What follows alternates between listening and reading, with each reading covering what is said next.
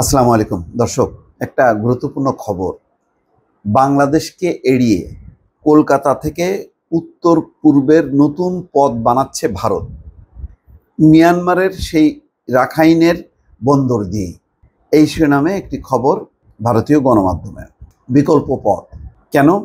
শিলিগুড়ির ওই chicken neck ছাড়া আর একটা বিকল্প ছিল বাংলাদেশ, কিন্তু 5ই আগস্ট রাজনৈতিক পট পরিবর্তনের পর এখন আর ওই বিকল্প বাংলাদেশের পথটাকে নির্ভরযোগ্য মনে করছে না, স্বস্তিদায়ক মনে করছে না ভারত। তারা মনে করছে এখন যে রাজনৈতিক সরকার, এখন যে অন্তর্বর্তী সরকার এবং পরবর্তীতে যে সরকার আসবে তাদের সাথে সেই সুসম্পর্কটা থাকবে না। সুতরাং এখন বাংলাদেশকে বাদ দিয়ে বা বাংলাদেশকে এড়িয়ে তারা বিকল্প পথ তৈরি করার একটা পরিকল্পনা করছে। সেই খবরটি ভারতীয় গণমাধ্যমে এসছে। এখানে বলা হচ্ছে যে শিলিগুড়ির চিকেন নেক ছাড়া সংকীর্ণ পথ ছাড়া বিকল্প ছিল বাংলাদেশ। কিন্তু গত 5ই আগস্ট শেখ হাসিনার সরকারের পতনের পর পরিস্থিতি বদলে গেছে। এই আবহে অর্থাৎ এই পরিস্থিতিতে উত্তর পূর্বাঞ্চলে যোগাযোগের জন্য অর্থাৎ 7 সিস্টারের যোগাযোগের জন্য বিকল্প পথের রূপরেখা চূড়ান্ত করতে চলেছে কেন্দ্র, যার কেন্দ্রবিন্দু হবে কলকাতা। বাংলাদেশের রাজনৈতিক পালাবদলের পর ঢাকায় ক্ষমতায় এসছে ডক্টর মোহাম্মদ ইউনূসের সরকার। হাসিনার আমলে ট্রানজিট রুট নিয়ে সমঝোতার ক্ষেত্রে দ্বিপাক্ষিক আলোচনায় অগ্রগতি হলেও তা থমকে গিয়েছে। এই পরিস্থিতিতে সমুদ্র এবং মায়ানমারের সড়ক পথ ব্যবহার করে সমুদ্র এবং মায়ানমার অর্থাৎ বাংলাদেশের পরিবর্তে তারা এখন মায়ানমারকে নির্ভর করছে।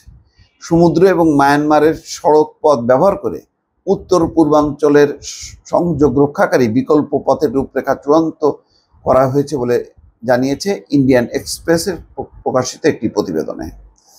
ওই প্রতিবেদন বলছে, national highways and infrastructure development corporation limited এক কর্তা ওই প্রকল্পের কথা জানিয়েছেন। তিনি বলেছেন, মেঘালয়ের রাজধানী শিলং থেকে আসামের বরাক উপত্যকার প্রাণকেন্দ্র শিলচর পর্যন্ত প্রায় 167 কিলোমিটার দীর্ঘ একটি 4 লেনের জাতীয় সড়ক নির্মাণের প্রস্তাব করেছে ভারত সরকার। 6 নম্বর জাতীয় সড়ক প্রকল্পের এই রাস্তা যাবে মিয়ানমারের সীমান্তের অদূরে 5 গ্রাম পর্যন্ত। নির্মাণের দায়িত্ব থাকবে NHIDCL অর্থাৎ ওই ইনফ্রাস্ট্রাকচার ডেভেলপমেন্ট কর্পোরেশন লিমিটেড। এই বিকল্প পথের সমুদ্র সংযোগ হবে কলকাতা থেকে মিয়ানমারের রাখাইন প্রদেশের সিট্টে বন্দর পর্যন্ত।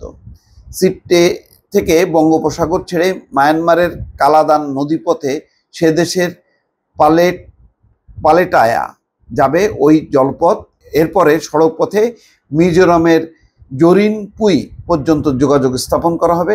নতুন শিলং শিলচর জাতীয় সড়ক এই যোগাযোগ ব্যবস্থাকে সম্প্রসারিত করবে। পরবর্তী পর্যায়ে জরিনপুই থেকে লুংলেই হয়ে আইজল পর্যন্ত সংযুক্ত হবে। ডক্টর ইউনূস গত মার্চ মাসে চীন সফরে গিয়ে বলেছিলেন, উত্তর পূর্ব ভারত জলবেষ্টিত এবং ঢাকা এই অঞ্চলের জন্য সমুদ্রের একমাত্র অভিভাবক। তারপরেই যুদ্ধকালীন তৎপরতায় নতুন প্রকল্পের রূপরেখা তৈরি হয়েছে বলে প্রতিবেদনে প্রকাশিত হয়। অর্থাৎ ডক্টর মোহাম্মদ ইউনূসের একটা কথাকে কেন্দ্র করে তাদের মনে হচ্ছে যেন ঘুম হারাম হয়ে গেছে। এই জন্য তারা বিকল্প পথ, সে বিকল্প পথের যে রূপরেখা মিয়ানমার হয়ে ওইটাও একটা জটিল পথ। এখন শেষ পর্যন্ত এই প্রকল্পগুলো হবে কিনা, বা নিশ্চয়ই তারা চিন্তা করছে যে যেহেতু এখন বাংলাদেশের উপর তারা ভর করতে পারছে না, সুতরাং এখন মিয়ানমার হয়ে তারা একটা বিকল্প পথ তৈরি করছে। দর্শক ভালো থাকবেন, আল্লাহ হাফেজ।